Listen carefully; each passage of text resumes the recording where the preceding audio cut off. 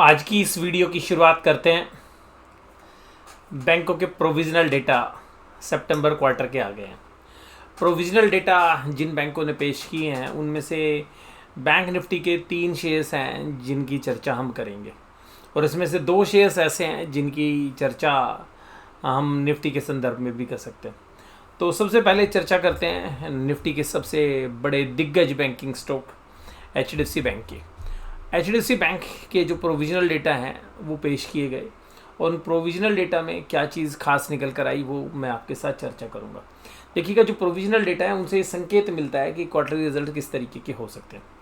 देखिए कि बैंकों को जो इंटरेस्ट की अर्निंग मिलती है वो मिलती है अपने लोन्स के ऊपर, और लोन्स अगर इंक्रीज़ होकर आएंगे तभी तो ब्याज बढ़कर आएगा। इसी तरीके से डिपॉजिट्स का अमाउंट वो पैसा होता है जो सस्ते रूप में मिलता है, उसमें से स्पेशली कासा, जिसको करंट अकाउंट और सेविंग अकाउंट बोलते हैं, अगर ये पैसा बढ़ता है तो इसका मतलब है कि ऐसी लाइबिलिटीज़ जिस पर बैंक को मिनिमम रेट पर इंटरेस्ट पे करना है।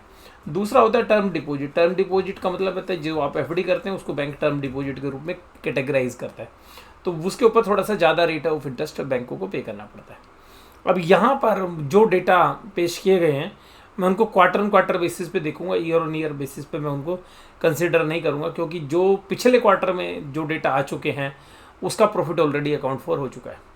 तो यहाँ पर अगर हम देखें सबसे पहले तो ग्रोस एडवांस जो पूरी बैंक ने अगर किए हैं तो उसको अगर हम देखें तो एडवांस अंडर जो मैनेजमेंट है वो 1.9% बढ़ा है क्वार्टर ऑन क्वार्टर, और पीरियड एंड के बेस पे देखें क्योंकि एवरेज बेसिस पर, और अगर पीरियड एंड पे देखें तो 3% है, तो मोटा मोटी 3% है। और अगर ग्रोस एडवांस देखें, ग्रोस एडवांस का मतलब है कि जो एडवांस लिए और फिर वो कुछ ट्रांसफ़र कर दिए कहीं से दूसरी जगह से लिए, तो उनका जो एडजस्टमेंट है तो वो अगर देखें तो वो है 4.4%। तो हम मोटा मोटी देखते हैं कि जो एडवांसेस हैं वो 3% बढ़े हैं क्वार्टर ऑन क्वार्टर। हालांकि ये जो इम्प्रूवमेंट है ये बहुत ही नेग्लिजिबल है, क्योंकि जो लोन्स आपने बांट रखे हैं उस लोन में से कुछ किस्तें आपको मिल जाती है, नए लोन जो आप ऑन बोर्ड करते हो वो उसमें ऐड होते हैं, लेकिन साथ में ध्यान रखना है कि जो पुराने लोन्स हैं उनका जो इंटरेस्ट है वो भी अक्रूड होता है। मान लीजिए किसी ने 80 लाख रुपए का लोन लिया हुआ है, तो वो मान लीजिएगा 3 महीने में जो किस्त देगा वो 4 लाख रुपए की दे दी, तो जो 76 लाख रुपीज़ बचे उसका इंटरेस्ट भी ऑलरेडी 3 महीने के पीरियड में अकाउंट फॉर होता है। तो अल्टीमेटली जो इंटरेस्ट की फिगर है उसी से तकरीबन 1% की जो वैल्यू है, 1 से 1.5% की वैल्यू हर बार लोन की वैल्यू में बढ़ जाती है। सिमिलरली जो डिपॉजिट्स होते हैं टर्म डिपॉजिट्स, तो टर्म डिपॉजिट में भी अगर मान के चले 6% का FD रेट है, तो अगर किसी ने बैंक ने अगर FD नहीं भी बढ़ी, अगर बैंक ने एक FD भी नहीं की, तब भी टर्म डिपॉजिट की फिगर तकरीबन 3 महीने में 1.5 से 2% बढ़ जाती है। तो अगर हम यहाँ देखें कि जो टाइम डिपॉजिट है वो 1.4% बढ़ा है खाली, यानी कि इतना टाइम डिपॉजिट बढ़ा, इतना तो इंटरेस्ट भी बढ़ गया होगा, यानी कि जिन्होंने FD कर रखी है उसका जो आउटस्टैंडिंग बैलेंस है वही बढ़ गया होगा 1.4%। तो बाजार को बिल्कुल पसंद नहीं करेगा। दूसरी बात है कासा डिपॉजिट, यानी कि जो करंट अकाउंट सेविंग अकाउंट है वो 1.3% बढ़े। तो ये जो नंबर्स हैं ये काफ़ी निराश करने वाले हैं। और डिपॉजिट ग्रोथ हो, अगर हम कासा की बात करें तो पीरियड एंड में बहुत ही स्लो ग्रोथ है। अगर एवरेजली भी देखें तो वो 2% के आसपास के डेटा दिखा रहे हैं। तो अल्टीमेटली HDFC बैंक्स के जो नंबर्स हैं प्रोविजनल डेटा के वो काफ़ी वीक है, और ये भी आपको देखने के लिए मिल सकता है कि अब इस शेयर्स ने वैसे तो परफॉर्म किया नहीं है पिछले 1.5-2 महीने से, हो सकता है कि इसकी वजह से आपको बैंक निफ्टी स्टॉक्स में और निफ्टी में एक प्रेशर देखने के लिए मिल सकता है। लेकिन ये देखना पड़ेगा कि क्या बाजार इसको डिस्काउंट कर चुका है या नहीं कर चुका है। बट हाँ, नंबर्स अगर हम देखें तो कासा डिपॉजिट भी वीक है, और क्योंकि जो करंट अकाउंट सेविंग अकाउंट है उसमें भी हम मान के चले रेट ऑफ इंटरेस्ट हो तो 0.5% तो वैसे ही बढ़ जाते हैं आउटस्टैंडिंग इंटरेस्ट की वजह से, अगर सेविंग अकाउंट की बात करें तो। और टाइम डिपॉजिट की बात करें तो टाइम डिपॉजिट में तो 6% का मान लीजिएगा FD रेट एवरेज भी पकड़ के चलते हैं, तो 1.5%, तो 6% का 3 महीने में 1.5%, तो अगर सेम FD भी होती तो 1.5% वैसे ही बढ़ जाती है। अब अगर हम बात करें दूसरे बैंकों की तो ये है AU स्मॉल फाइनेंस बैंक। तो ये जो AU स्मॉल फाइनेंस बैंक है उसके डेटा है, वहाँ पर total deposit quarter on quarter 3.8% बढ़े हैं, और कासा डिपॉजिट 4.6% बढ़े हैं। और उसके अलावा जो कासा रेशियो है अगर हम वो देखें तो वो 29.2% थी, उसमें स्लाइटली इंप्रूवमेंट हुई, यानी कि करंट अकाउंट सेविंग अकाउंट जो टोटल डिपॉजिट का कितना परसेंटेज है, तो वो स्लाइटली इंप्रूव हुए हैं। हालांकि पिछले साल जो 32.4 थे वो लेवल तो अभी तक नहीं पहुंच पाए हैं। ये जितना ज़्यादा अच्छी कासा रेशो होती है उतना बैंकों के लिए सस्ता कर्ज उपलब्ध हो जाता है, यानी कि सस्ते पैसा उसको उपलब्ध हो जाता है। अब ग्रोस एडवांस की फिगर देखें तो 5% बढ़ी है अगर एडवांस की फिगर देखें तो, और ग्रोस लोन पोर्टफोलियो देखें तो 4.5%।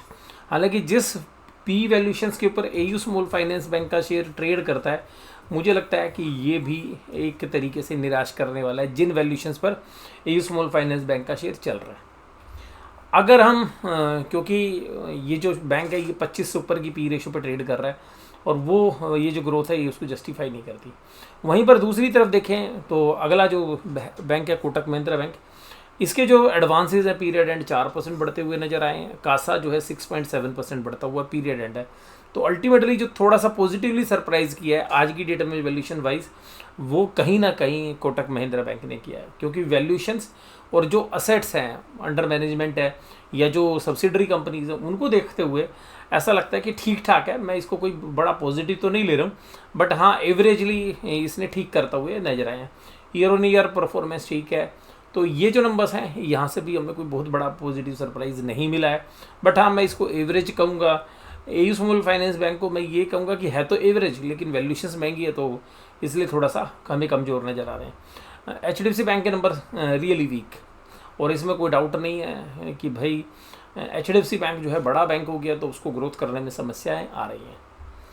अब अगर हम बात करें मंथली कैंडल्स की, मैं स्पेशली जो मेरा व्यू बन रहा है, मैं खाली इस हफ्ते की बात नहीं कर रहा, मेरा जो व्यू बन रहा है वो मैं आपके साथ डिस्कस करूंगा कि अगले 3 महीने के दौरान मुझे ऐसा प्रतीत होता है कि ये जो मंथली कैंडल्स हैं जिस तरीके से रिएक्ट कर रही हैं, ये एम पैटर्न आने वाले 3 महीनों के दौरान बना सकता है। तो हो सकता है कि ये जो अभी कैंडल बनी है, जो कैंडल अभी इस महीने की शुरुआत में बनी है, क्योंकि अभी शुरुआत बहुत ही नज़दीक की मामला है, अभी हम केवल 2 या 3 दिन ही ट्रेड हमने किया है, तो यहाँ पर देख के ऐसा लगता है कि ये जो कैंडल है, जो अभी रेड कैंडल है मंथली, ये कैंडल भी नीचे आती हुई नज़र आएगी। तो हो सकता है कि ये कैंडल भी 24,000 के आसपास आए। फिर एक अगली कैंडल्स और यहाँ पर नवंबर में भी वीक बने और शायद फिर दिसंबर में भी एक वीक कैंडल बने और ये पूरा पैटर्न एम पैटर्न कंप्लीट हो जाए, और फिर हम देखेंगे 2026 में कोई तेज़ी आती हुई नज़र आए। तो मेरा आकलन है ये कि अगले 3 महीने बाज़ार के ऊपर भारी रह सकते, कोई भी ट्रेड या निवेश की सलाह नहीं है। ये जो सारी चीज़ें, क्योंकि देखिएगा जब हो जाएगा तो सब चर्चा कर ही लेंगे, बट मेरा मानना है कि अगले 2.5 से 3 महीने थोड़े से वीक नज़र आ रहे हैं, क्योंकि जिस तरीके से गवर्नमेंट ने जीएसटी किया है उसके बाद भी ऑटो नंबर्स में सेल में कोई खास इंप्रूवमेंट आया नहीं। फंडामेंटली हम ये कहें कि भाई जीडीपी के जो ग्रोथ की डेटा सरकार पेश कर रही है वो कॉर्पोरेट अर्निंग्स में नज़र नहीं आ रहे हैं। वहीं पर अगर निफ्टी बैंक में भी अगर हम पैटर्न बनाने की कोशिश करें तो हमें ऐसा प्रतीत होता है कि निफ्टी बैंक के जो पैटर्न्स हैं वो शायद उस तरीके के तो नहीं है, लेकिन एक स्मॉल एम पैटर्न के आसपास जो है हम बनाते हुए नजर आए। और उस परिस्थिति में हमें लगता है कि जो पिछले साल जिस तरीके के पैटर्न बने थे उतना खतरनाक तो नहीं, लेकिन हाँ पहला मुझे लगता है कि 53,500 इस महीने के अंत तक आ सकता है। नेक्स्ट में हम 52,000 तक जा सकते हैं और शायद दिसंबर तक हम 50,300 या 50,000 के आसपास भी बैंक निफ्टी में पहुंचने की संभावना बनती है। लेकिन इन सबसे पहले हमें क्वार्टर रिजल्ट देखने पड़ेंगे। अभी कोई ट्रेड नहीं है, इन सब के स्टॉप लॉस कट जाते हैं, लेकिन एक लॉन्गर टाइम फ्रेम के अंदर हमें ऐसा प्रतीत होता है कि जिस तरीके की बाइंग आई है और इन्वेस्टर्स का जो रुझान है वो इक्विटी की तरफ फीका पड़ता जा रहा है, और कंपनी के फंडामेंटल्स उस तरीके के अभी जो रिजल्ट हैं वो दे नहीं रही हैं। वैल्यूएशंस बड़े महंगे हैं, एफआईआईज बाज़ार से पैसा निकाल रहे हैं और हायर लेवल के ऊपर एफआईआईज की सेलिंग हो रही है, जिसको देख के ऐसा लगता है कि जो रिटेल इन्वेस्टर्स है वो भी अब अपने कदम खींचता हुआ वापस नज़र आएगा और उनका जो पॉजिटिव रुझान है वो गोल्ड या सिल्वर जैसी असेट्स की तरफ बन रहा है। जहाँ पर वॉरेन बफेट जैसे जो इन्वेस्टर्स हैं जो जनरली गोल्ड या सिल्वर का विरोध करते थे, वो भी गोल्ड माइनिंग कंपनीज़ के अंदर हैविली इन्वेस्ट करते हुए नज़र आ रहे हैं। तो इसको देख के ऐसा लगता है कि गोल्ड या सिल्वर के अंदर जिस तरीके से फंडामेंटल्स बदले हैं तो आम निवेशक भी अपना रुख बदलते हुए नजर आएगा। और म्यूचुअल फंड्स के इन्फ्लोज अगर कम होते हैं तो जो हमारे यहाँ पे DIIs इन्वेस्टर्स हैं उनको भी मजबूरन बैकफुट पर आना पड़ेगा, और जो एग्रेसिवली वो बाय कर रहे हैं उस स्थिति में वो नहीं रहेंगे। तो अल्टीमेटली एक जबरदस्त अनवाइंडिंग जो है देखने के लिए मिल सकती है। और इस महीने जो क्वार्टरली रिजल्ट्स हैं वहाँ से कोई विशेष उम्मीद हमें नहीं है कि बहुत कोई सुपर डुपर रिजल्ट आने वाले हैं। तो उन रिजल्ट के माध्यम से जो रिटेल इन्वेस्टर्स हैं वो भी शायद बैकफुट पर आए, और FIs की जो सेलिंग है वो कंटिन्यू रहती हुई नजर आएगी। वो सेलिंग भी नहीं आएगी अगर रिटेल की अनवाइंडिंग होनी शुरू हो जाएगी, या रिटेल में जो HNI इन्वेस्टर्स है वो अनवाइंड करते हुए नजर आएंगे, तो बाज़ारों में एक गंभीर स्थिति आ सकती है। इस बात की संभावना हमें लग रही है। तो अभी हमें बाज़ारों के अंदर एक अच्छा टेक्निकल बाउंस लग रहा है। अब ये टेक्निकल बाउंस कब तक चलता है वो देखना है। हमें लगता है कि हफ्ते 2 हफ्ते के अंदर ये भी जो है सब जो भी ये टेक्निकल बाउंस है इसकी हवा निकल जाएगी, और उसके बाद दोबारा से बियर्स जो हैं पूरे बाज़ार को अपनी ग्रिप में लेते हुए नज़र आ सकते हैं।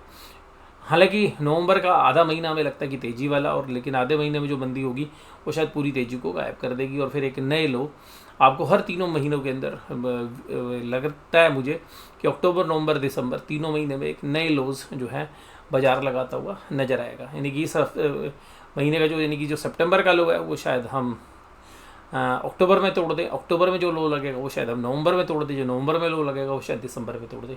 दिसंबर के बाद शायद हमें लगता है कि जो अगला साल है उसमें बाज़ारों में परिस्थिति थोड़ी सी बदलती हुई पॉजिटिव साइड में नज़र आएंगी। बट अभी जिस तरीके का पैटर्न बनने की उम्मीद लग रही है, हमें लग रहा है कि एक M pattern monthly chart pattern के ऊपर निफ्टी 50 में बन सकता है, जिसकी वजह से हमें ऐसा प्रतीत होता है कि अगले 3 महीने जो है निफ्टी के लिए थोड़े से खतरनाक हैं या प्रॉफिट बुकिंग वाले रह सकते हैं।